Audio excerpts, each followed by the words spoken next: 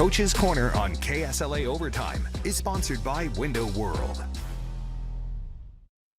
Hey, and welcome to the KSLA News 12 Coach's Corner. Out of the running backs coach from North DeSoto, Coach Christopher Lewis Wilson. Coach, obviously, you mentioned just a second ago, your first year running backs coach, your players have surpassed yardage from 2022. This is your first year as running back coach, coaching offensive line. How do you do that? I think it's just a dedication to learning the offense and trusting our offensive coordinator to put us in positions and really just believing in those guys and believing in their capabilities and just giving them the opportunity to be themselves. Kenny's a sophomore. He was our third running back last year. I think he only rushed for 100 yards all year, and really just turning him loose, letting him be himself, being our speed guy.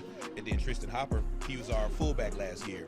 He was just our gadget guy, and really believing in him and letting him be our leader of the position group and just letting him run the ball and be that big. We call him big back and call Kenny little back, and just let them go and play.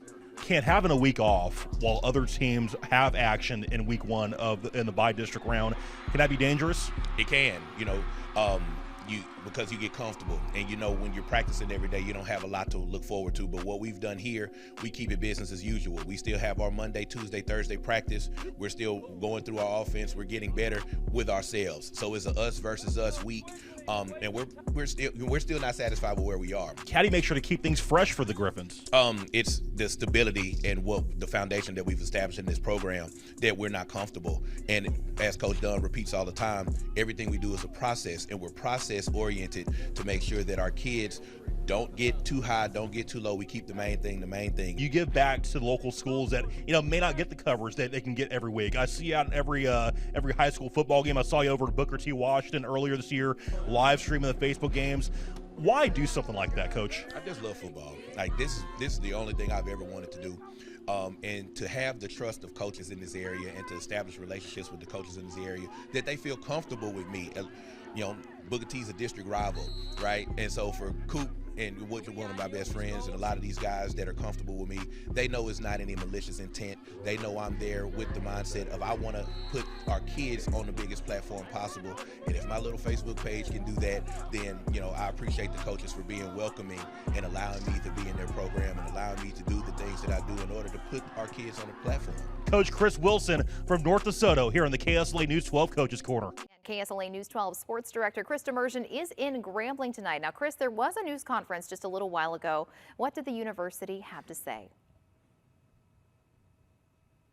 You're right, the press conference did take place just a few minutes ago, and guess what? So many surprise to football fans in Northwest Louisiana. The interim head coach for Grambling will be none other than John Simon Jr. Of course, his sons, John Jr. and James Simon, currently playing football for Calvary right now, and they're in the third round of the playoffs in the LHSA postseason. So, John Simon as the interim head coach for Grambling, that being announced not too long ago. Now, in other news, Dr. Travion Scott did speak to the media just a short while ago regarding the status of the program, but also confirming that after 2 seasons, Jackson and the Tigers have split. The former Oakland Raiders and Cleveland Browns head coach arriving in Lincoln Parish in December 2021. Hey, and greetings from the East Bank in Bossier City. It's a big weekend and a big night as we kick off the 47th annual Radiance Technologies Independence Bowl. And what better way to kick things off with our main man, Eric Evanson, the Director of Communications. Eric, we mentioned a second ago, this bowl game, unlike any others, have so many great events going on. Tonight, a Mardi Gras parade. Last night, a big game show. What's next for this bowl game, man? Well, this is a great night of events, man. This is a lot of fun. We have the parade coming right here through the East Bank District. It started over at Margaritaville. And then after this, we'll have a battle of the marching bands down there in the East Bank Plaza, a fireworks show, a big fireworks show from Pyromania, and then ending the night, a Taylor Swift tribute band playing off the Swiftie craze right now at 8 o'clock. So a great night of events, and then tomorrow we'll have Coca-Cola Fan Fest all day leading up to the game, 12 to 7:30. Weather's looking good now, so, it should be a great day. Well, the main question everyone's wondering is, now you have the Taylor Swift tribute band, is Travis Kelce going to be here? Maybe we can get a Travis Kelce tribute guy, something like that. We'll find a guy with a beard or something like that. Exactly, man. We were talking earlier, this matchup, the first Power 5 matchup since 2016. You have Cal and Texas Tech. Hey, you're on TV. Yeah, how you doing? Cal and Texas Tech for the first time since 2016. How cool is to have 2 Power 5 squads coming to Shreveport-Bossier?